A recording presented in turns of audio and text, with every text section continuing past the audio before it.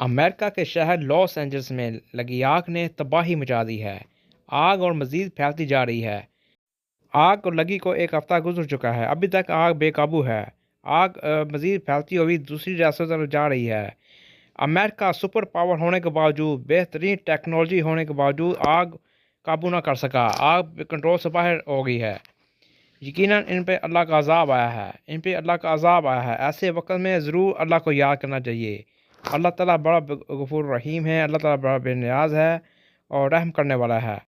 لاکھوں امریکی شہری اپنے گھروں سے بے گھر ہو گئے ہیں، ان کے گھر جل گئے ہیں، وہ سب روڈ پہ آ گئے ہیں۔ ان کا بہت نقصان ہو رہا ہے، ان کے جائیدادیں ہر چیز ان کی ختم ہو چکی ہیں، جل کے راکھ ہو گئی ہیں۔ 100 ایکڑ تک زمین ان کی جل کے راکھ ہو گئی ہے۔